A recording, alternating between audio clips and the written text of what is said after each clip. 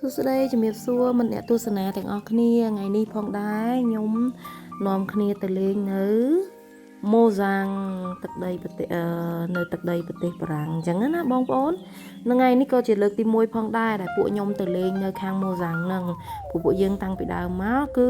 អត់ដែលបានទៅលេងខាងហ្នឹងសោះចេះតែខ្វៀងអញ្ចឹងណាបងប្អូនហ្នឹងហើយពួកយើងទៅលេងនេះជាមួយនឹងក្រុមគ្រួសារជុំគ្នាមិត្តភ័ក្តិអីចឹងទៅហើយនាំគ្នាបបួលគ្នាទៅលេងខាងហ្នឹងតែវាក៏ជាលើកទី1របស់ពួកយើងអញ្ចឹងវាមានការល្អល្អួខ្លះហើយមុំតបានទៅរៀបចំចេញដំណើរអីហ្នឹងទៅតែញ៉ាំបាយញ៉ាំអីហើយអញ្ចឹងណាបាននាំគ្នាចេញដំណើរទៅអញ្ចឹងទៅវារៀងថ្ងៃត្រង់ដែរអញ្ចឹងណាបងប្អូនហ្នឹងហើយបើសិនជាមានសម្លេងរំខានអីតិចតួចអីចឹងកុំប្រកែប្រកាន់ណាបងប្អូនណាពួកអីមានសូនទូចចឹងទៅហើយអូនវាធ្វើនេះធ្វើនោះចឹងឲ្យលឺសលេងចឹងណាកុំប្រកែប្រកាន់អីបងប្អូនហ្នឹង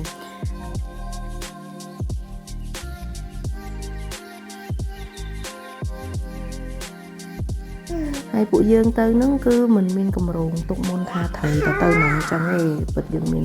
កម្រងទៅនេះទៅនោះទៅនេះទៅនោះអីចឹងទៅមានខ្លះថាទៅស្វីសទៅអីចឹងណាបងប្អូនប៉ុន្តែនឹកឃើញថាដែរពេលឥឡូវយើងក៏ទៅម៉ូសាំងហ្នឹងហើយខ្ញុំក៏មិនទៅដែរហើយនេះគឺជាការទៅលើកទី1អញ្ចឹង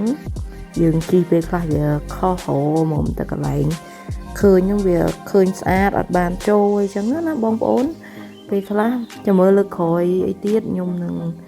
ទៅឲ្យចំកន្លែងណាដែលស្អាតព្រោះយើងអត់ដែរទៅយើងវារៀងពិបាកហៅបន្តិចអូខេឥឡូវបងប្អូនមកទស្សនាខ្ញុំចោះចតបន្តិចសិនសម្រាប់ដើម្បីដាក់កូន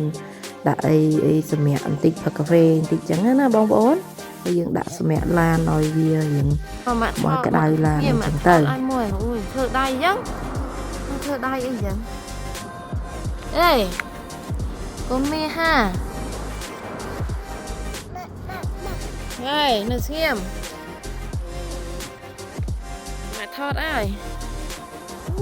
លុយណាអូនចាក់ក្រានោះនៅស្ងៀមមើលមកថតអូនៅស្ងៀមកំដៅទៅញ៉ាធ្លាក់កូនមកយូយណាកូនណាអូនចាក់ក្រាលុយមីហើយបន្ទាប់ពីហៅកូនថតរូបថតអីហើយរត់ថាថតរូបមួយកូនបន្តិចចឹងណាប៉ុន្តែអត់ទេបងប្អូនអើយពិបាកណាស់គឺក្តាមចាប់ដាក់ឆ្អេចឹងទៅវារៀងយកទៅយកមកធ្វើឲ្យយើងមានការលំបាកខ្លាំងណាស់ជាមួយនឹងកូនម្នាក់ហ្នឹងពិបាកថតរូបណាស់ចឹងទៅក៏បន្តដំណើរទៅទៀតបងប្អូនហើយនៅនេះអត់ទាន់ដល់ខែក្តៅហើយនៅតែមានតកកចឹងណាបងប្អូនហ្នឹង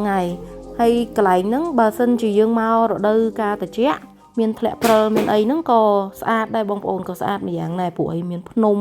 មានកន្លែងគេជិះស្គីមានអីបងប្អូនមានគេជិះឆាត់យោងមានអីចឹងណាបងប្អូនហ្នឹងហើយមិនថាខែក្តៅខែត្រជាក់ខែអីទេគឺស្អាតហ្មងកន្លែងនេះមើលទៅហ្នឹងហើយ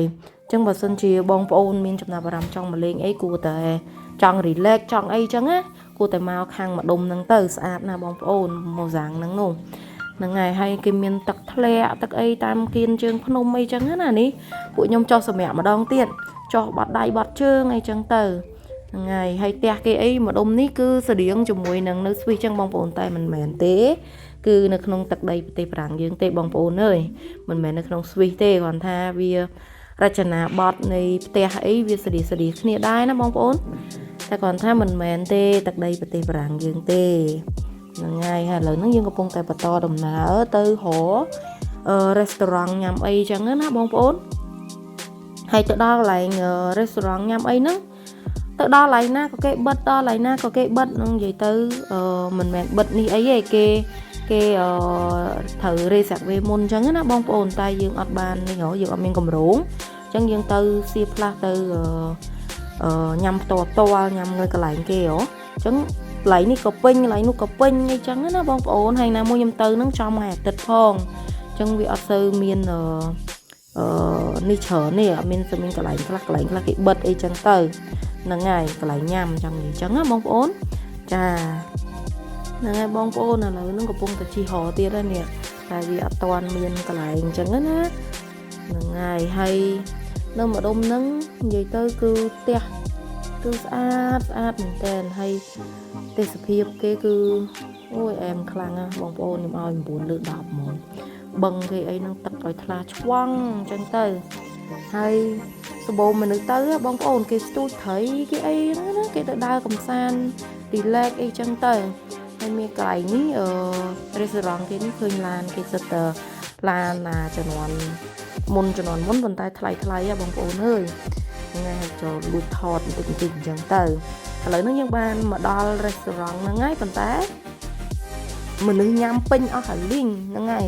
អញ្ចឹងក៏ចោះថតរូបថតអីលេងអញ្ចឹងទៅពូបាទហៅជីចោះជីឡើងពេញហ្នឹងហើយនៅតែអត់តាន់រកបានតែញ៉ាំទៀត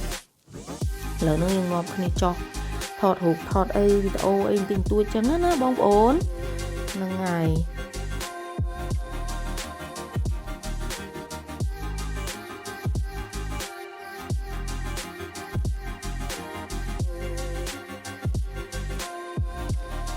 ហ្នឹងហើយបងប្អូនអើយ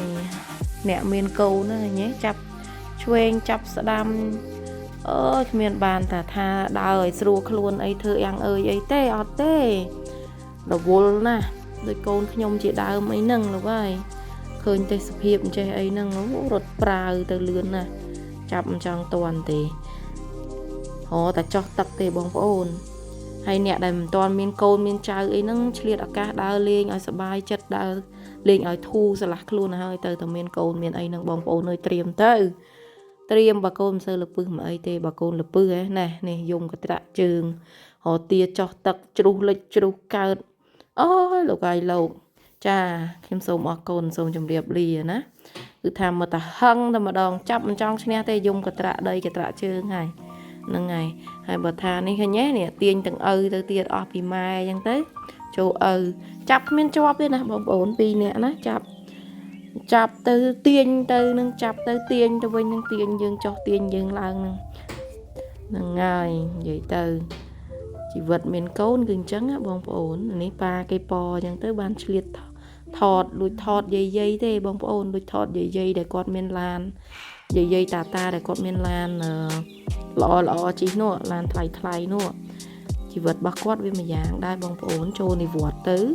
មានលុយទិញឡានជិះណាត់គ្នាមកញ៉ាំបាយណាត់គ្នាមកអីណាចាស់ទៅហេលុយរបស់គាត់ណាដឹងខ្ញុំមានវាសនាបានជិះឡានល្អអញ្ចឹងអត់ទេណាត់គ្នាទៅដើរលេងជុំគ្នាអីជិះដើរលេងអីអញ្ចឹងណាលុយណាបងប្អូនហើយជីវិតគេអ្នកស្រុកនេះហ្នឹងហើយឥឡូវនេះយើងកំពុងតែបន្តដំណើរឡើងឡានទៅកន្លែងញ៉ាំអីទៀតពេលទៅដល់កន្លែងញ៉ាំអីមកកន្លែងទៀតហ្នឹងបងប្អូនណាគ្មានបានថតទេកន្លែងទៅរវល់ចាប់កូនហ្នឹងចាប់កូនដើរញ៉ាំអីបណ្ដាហ្នឹងមានបានថតទេថតបានតែប៉ុណ្ណឹងអញ្ចឹងចប់ហើយបងប្អូនជំរាបលាចាអរគុណ